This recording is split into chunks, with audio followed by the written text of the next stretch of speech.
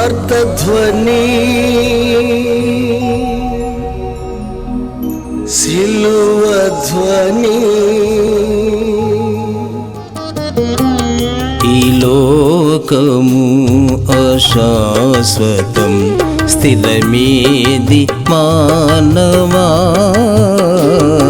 ఈ లోకము అశాశ్వతం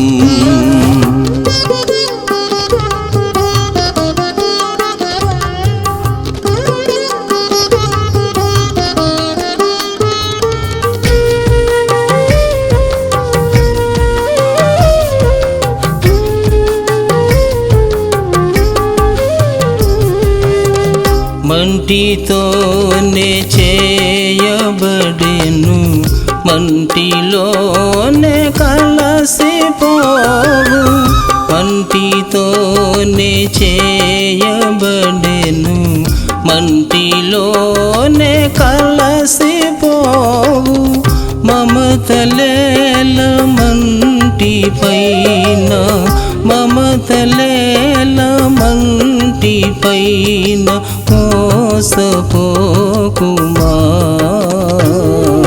లోకము అశాశ్వతం స్థిరమేది మానవా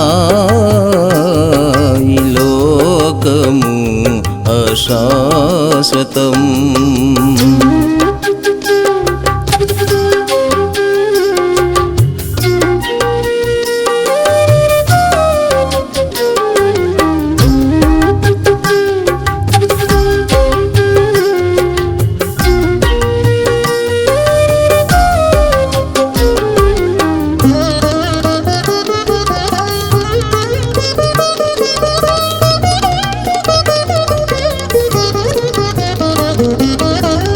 ఆస్తి ఎంతయున్నగాని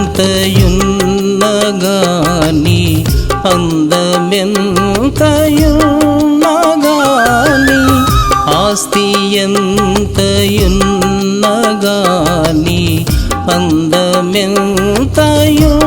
అందమెంతయున్నగాని అంతరించు అంతలోనే అంతరించు అంతలోనే ఆవిరే గదా లోకము అశాశ్వతం స్థిరమేది మానవా ఈ లోకము అశాశ్వతం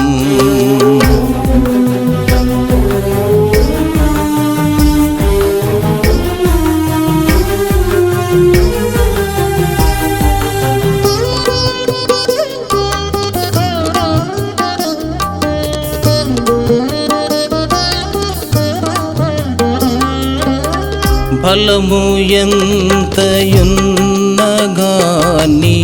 బంధుబలము ఎంతయున్నా ఫలము ఎంతయున్నగాని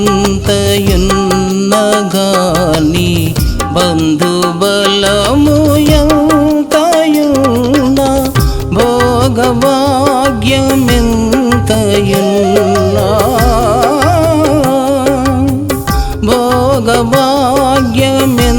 భోగభాగ్యమెంతయున్న వదలిపోదువే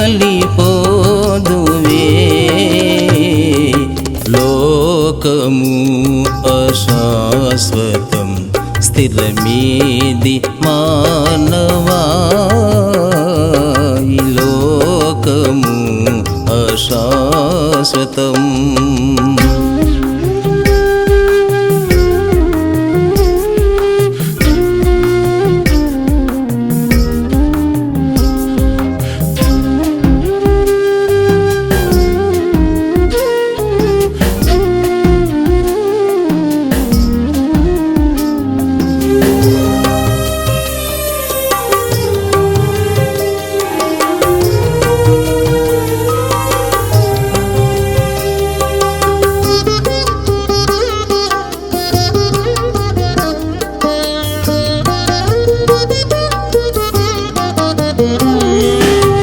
ప్రభువు స్థిరము పరము స్థిరము ప్రాణమిచ్చిన యేసు స్థిరము, ప్రభువు స్థిరము, పరము స్థిరము. ప్రాణమిచ్చిన యేసు స్థిరము, ప్రభుని నమ్ము పరము చేర, ప్రభుని నమ్ము పరము చేర. అది స్థిరముగా. లోకము అశాశ్వతం, స్థిరమేది మానవా. ఈ లోకము అశాశ్వతం.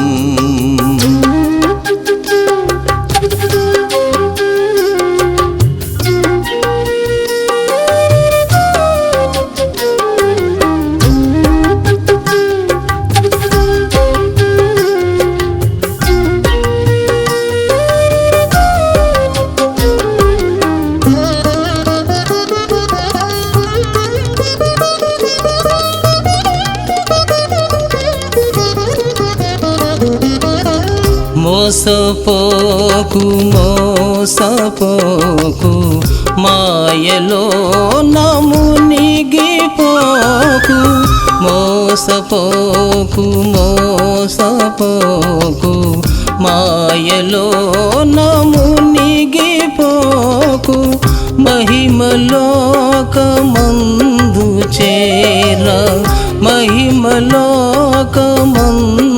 చేర. మార్పునందుమా. లోకము అశాశ్వతం, స్థిరమేది మానవా.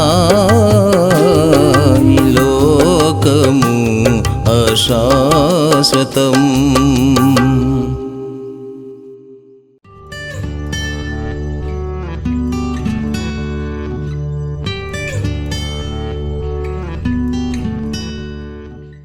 సరి అయిన ఇంట్లో, సరి అయిన టైంలో, సరి అయిన ఆతిథ్యము తరతరాలు ఉండే ఆశీర్వాదమునకు దారి తీసింది.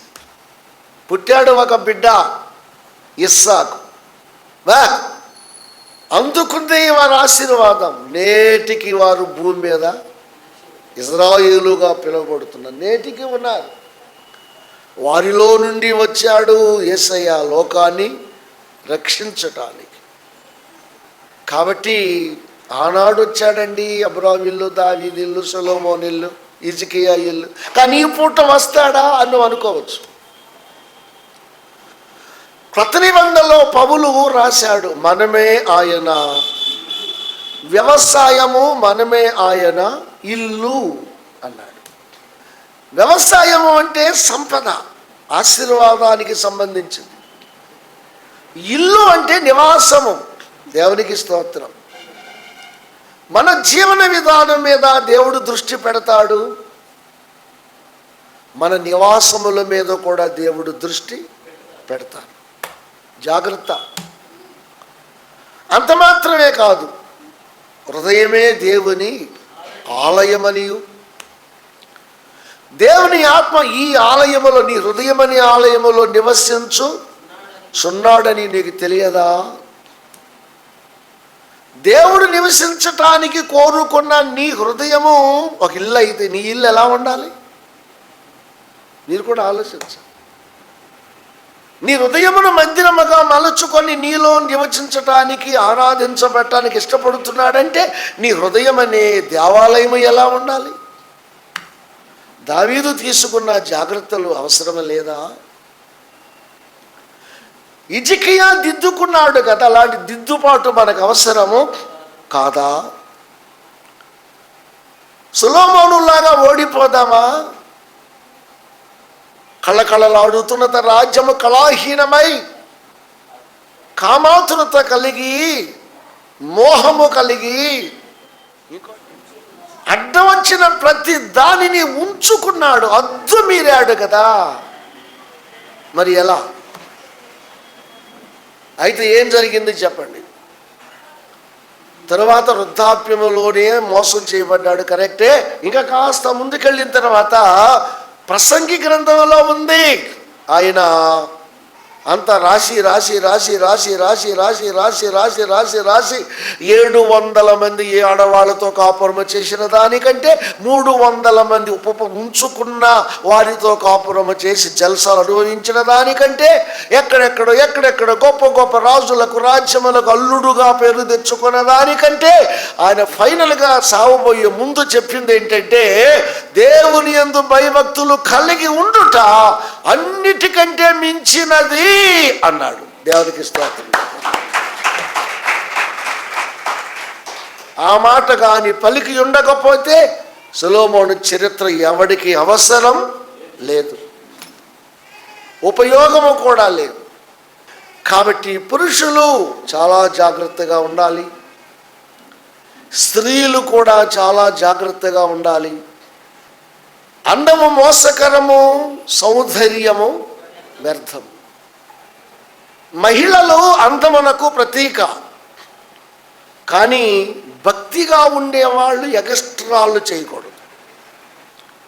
నీ ఎగస్ట్రాలు చూసి మగాళ్ళు పిచ్చివాళ్ళు కాకూడదు. ఎవడో మెచ్చుకుంటున్నాడు, ఎవడో నన్ను చూసి పదే ఏదో అనుకుంటున్నాడని నువ్వు ఆ శరీర సంబంధమైన అందానికి అవకాశం ఇవ్వకూడదు. సామాన్యమైన స్త్రీగా నువ్వు బ్రతకటం నేర్చుకోవాలి. నీ ఇంటికి వచ్చినప్పుడు నీవు నచ్చాలి. ఎవరికి? దేవునికి నచ్చాలి.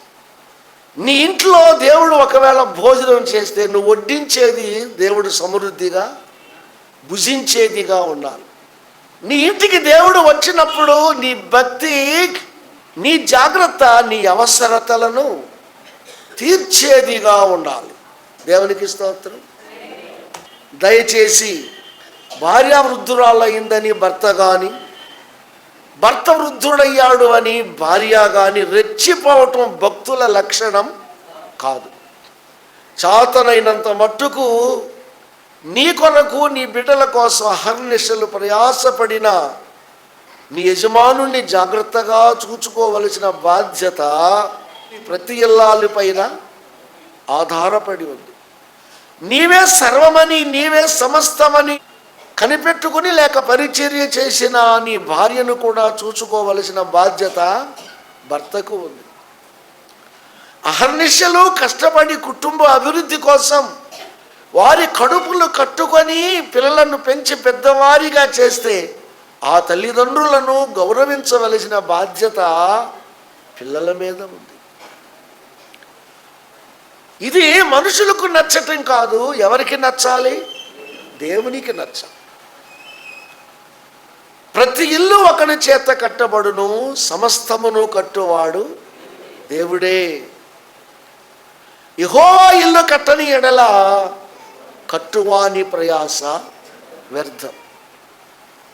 నీ క్రమాన్ని చెడగొట్టడానికి లోకం రెడీగా ఉంటుంది. ఏం చదువుకున్నావు? నువ్వు వారితో స్నేహము చేయకూడదు, వాళ్ళు చేస్తారన్నా నీవు ఒప్పుకోకూడదు. వ్యక్తిగతంగా నువ్వు జాగ్రత్తగా ఉండాలి. వాళ్ళు చేస్తానన్న పొంచి ఉన్న ప్రమాదమును అర్థం చేసుకొని చెప్పండి, దేవునికి నచ్చిన రీతిలోనే నీవు నీ ఇల్లు నీ కుటుంబం ఉండేలాగా నువ్వు జాగ్రత్త తీసుకోవాలి. దేవునికి స్తోత్రం. హల్లెలూయా. మరి నేను దావీదు గురించి చెబుతూ ఉంటే మీకు మనసులో ఒకటి మెదలొచ్చు, అది బత్షెబాతో తప్పు చేశాడు కదా, దేవుడు ఆ తప్పును సమర్థించాలా? ఒక్క ముక్కలో చెప్పాలంటే ఇక్కడ నువ్వు చేసినది తప్పే అంటూ దావీదు పడిన పశ్చాత్తాపమును బట్టి దేవుడే ఒక స్టేట్మెంట్ ఇచ్చాడు. బత్షెబా విషయంలో తప్ప దావీదు ఇక ఏ నేరము చెయ్యలేదు. దావీదు నా హృదయానుసారుడు. దావీదు మహాభక్తి కలిగినవాడు, యుద్ధ వీరుడు. తన స్థాయికి మించిన రేంజ్లో విజయాలు సాధించి యథార్థతను కాపాడుకొనిన యథార్థవంతుల వరసకు, నీతిమంతుల వరసకు చెందినవాడు. దావీదు భక్తిని బట్టి సొలొమోను కాలంలో రాజ్యం విడిపోదన్నాడు.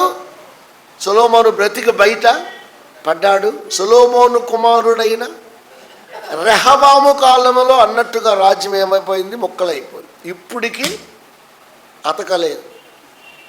రెహబాము తరువాత వచ్చిన వారు రాజ్యాన్ని కాపాడుకోవడానికి సర్వ విధాల ప్రయత్నం చేశారు. బిడ్డలారా, వారి వల్ల కాలేదు అంటే కారణం ఏంటంటే సొలొమోను చేసిన మహా పాపమే. సొలొమోను చేసిన ఆ పాపము చెప్పండి, తరతరాలుగా వారిని వెంటాడింది. సిద్కియా అనేవాడు ఆ యూదా గోత్రానికి చెందినవాడే. చివరికి సర్వం కోల్పోయాడు. ఏమీ లేదు. ఇప్పుడు ఆ రాజులు లేరు, ఆ రాజ్యాలు లేవు, ఆ సింహాసనాలు లేవు. ఏదో కొద్దిమంది బిక్కుమంట బ్రతుకుతున్నారు. అది కూడా దేవుడు చేసిన వాగ్దానమును బట్టి కానీ వాళ్ళ భక్తిని బట్టి కాదు. దేవునికి స్తోత్రం. కాబట్టి నువ్వు ఆలోచించు. ఒకవేళ ఈ పూట కానీ ఈ రోజు కానీ మనం నమ్మిన పరిశుద్ధాత్ముడు లేక యేసయ్య నీ ఇంటికి వస్తే నీ ఇంటి పరిస్థితి ఏంటి? కాసేపు కూర్చుంటాడా నీ ఇంట్లో? నువ్విచ్చే టీ ఏమన్నా తాగుతాడా? నువ్విచ్చే కాఫీ ఏమన్నా తీసుకుంటాడా? నీ ఇంట్లో కనీసం టిఫిన్ చేస్తాడా? అబ్రహాం ఇంట్లో ఏం చేశాడు? ఆయన తృప్తిగా భోంచేశాడే. భోంచేసి సైన్స్ను కూడా వెదిరించి తరతరాలకు సాక్షిని సంతానముగా ఇచ్చాడే. దేవునికి స్తోత్రం. మరి నీ ఇంటి పరిస్థితి ఏంటి? ఇది ఆలోచించాలి. ఏమైనా ఉంటే దిద్దుకునే ప్రయత్నము. నీ ఇంటికి ఆ గొప్పోడు వస్తాడు, ఈ గొప్పోడు వస్తాడు, ఆ ఫ్రెండ్ వస్తాడు, ఈ ఫ్రెండ్ వస్తాడు, ఆ స్నేహితురాలు ఈ స్నేహితురాలు వస్తుంది. తీసి పక్కన పెట్టే వాళ్ళందరూ మనుషులు. నీ స్వార్థం నీకుండొచ్చు, వాళ్ళ స్వార్థం వాళ్ళకు ఉండొచ్చు. అది గొప్ప కాదు. ఎవరు రావాలి నీ ఇంటికి? దేవుడు రావాలి. నువ్వు ఎవరిని మెప్పించాలి? దేవుణ్ణి మెప్పించాలి. ఎవరు దృష్టిలో నువ్వు యథార్థంగా ఉండాలి? దేవుని దృష్టిలో. దేవునికి స్తోత్రం. మళ్ళా కీర్తనలోకి వద్దాం. దీన్ని క్లుప్తంగా వివరిస్తాను. నా కన్నుల ఎదుట నేను ఏ దుష్కార్యమును ఉంచుకొనను. భక్తి మార్గము తొలగిన వారి క్రియలు నాకు అసహ్యములు, అవి నాకు అంట. మూర్ఖ చిత్తుడు నా యొద్ద నుండి తొలగిపోవలెను. దౌష్ట్యమును నేను అనుసరింపను.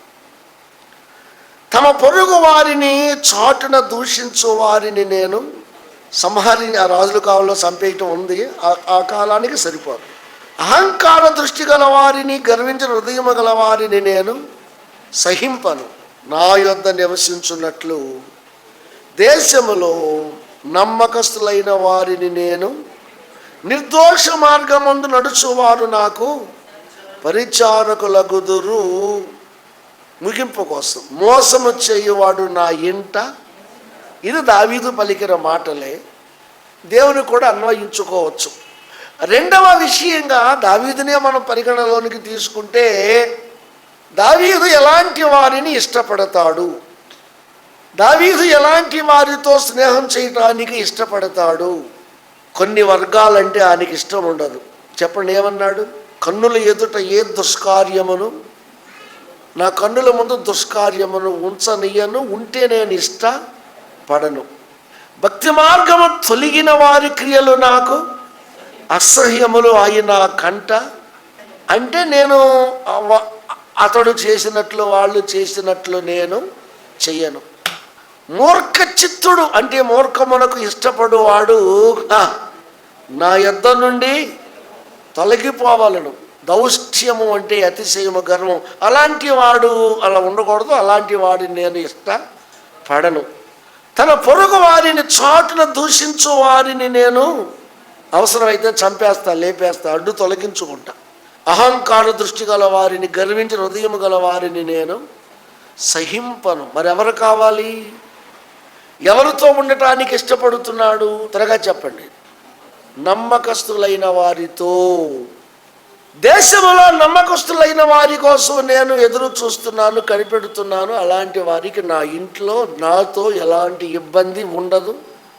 వాళ్ళంటే నాకు ఇష్టం.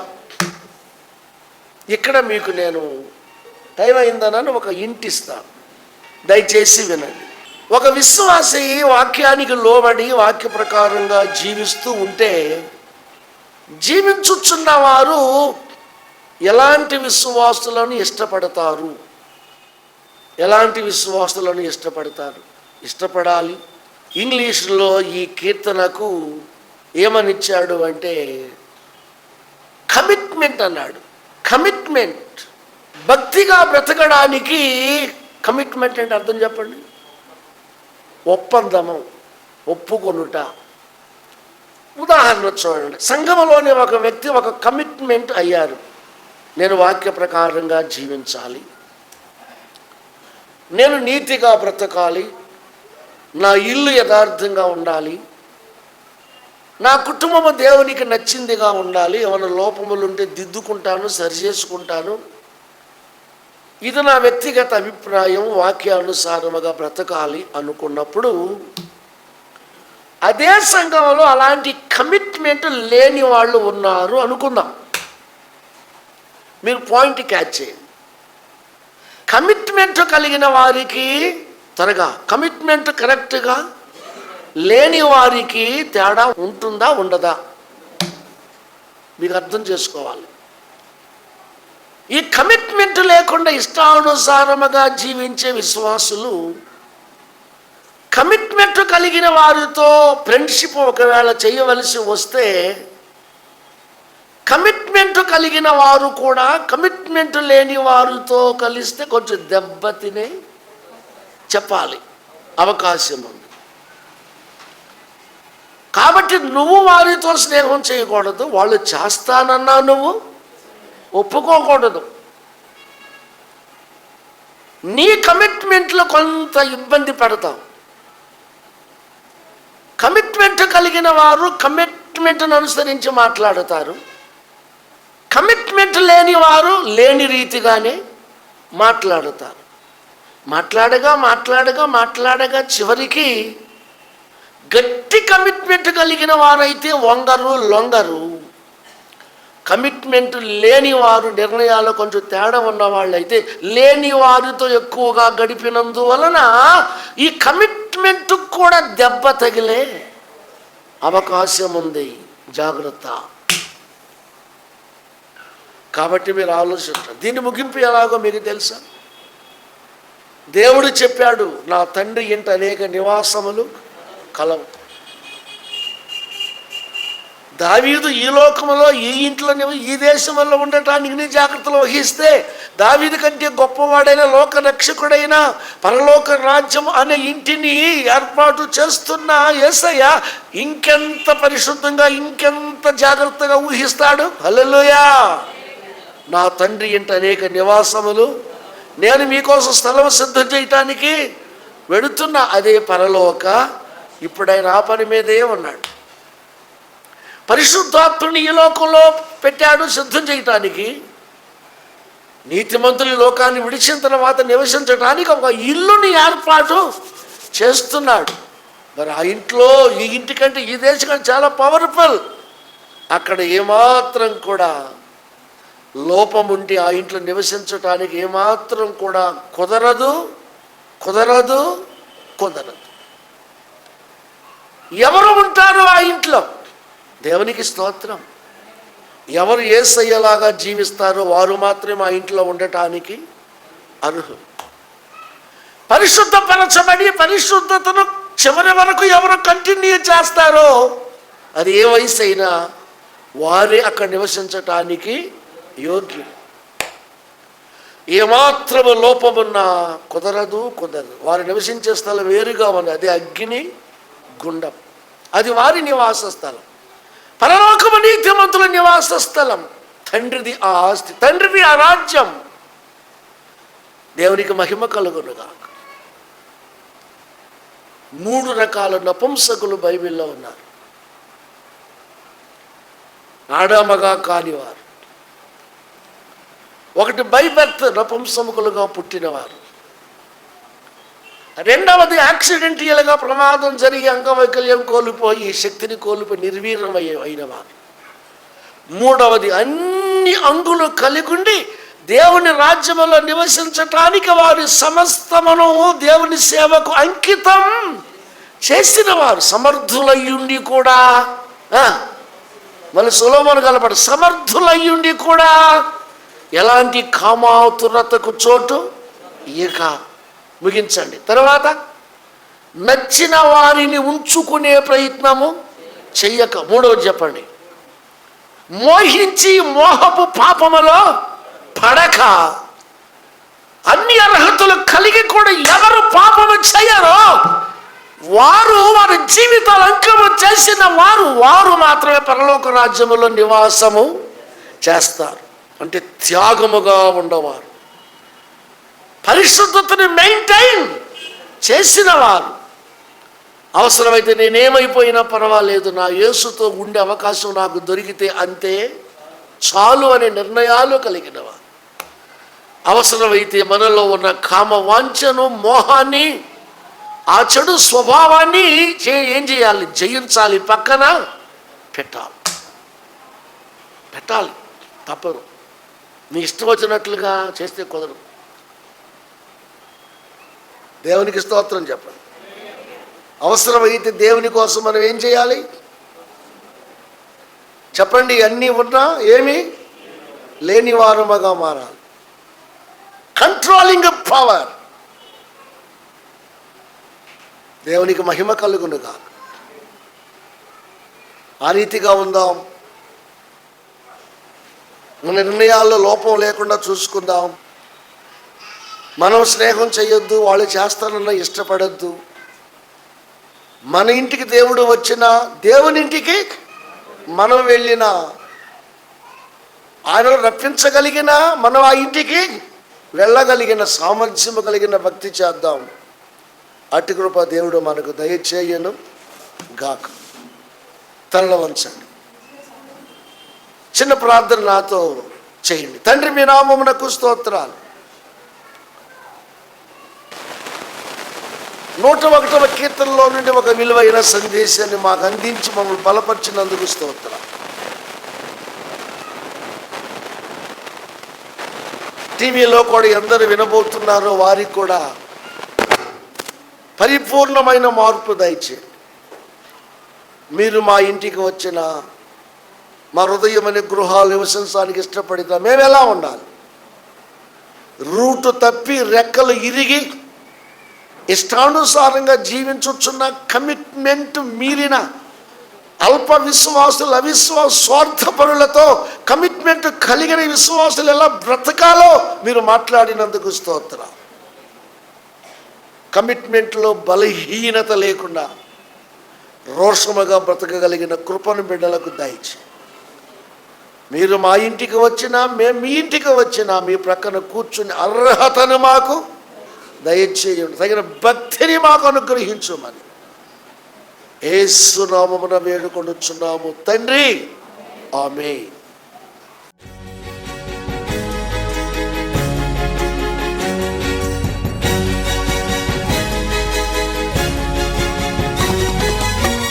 యేసుని మాటలు వినగా వినగా మనసుకు శాంతి, ఆత్మకు రక్షణ.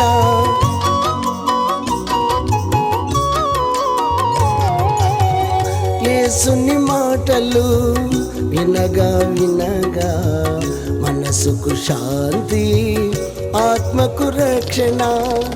యేసుని మాటలలో విలువను ఎరిగినచో, యేసుని మాటలలో విలువను ఎరిగినచో నీ బ్రతుకంతా మేలే మేలుగా, నీ బ్రతుకంతా మేలే మేలుగా. వినగా వినగా యేసు సువార్త కలుగును హృదయాలలో విశ్వాసం. వినగా వినగా యేసు సువార్త కలుగును హృదయాలలో విశ్వాసం.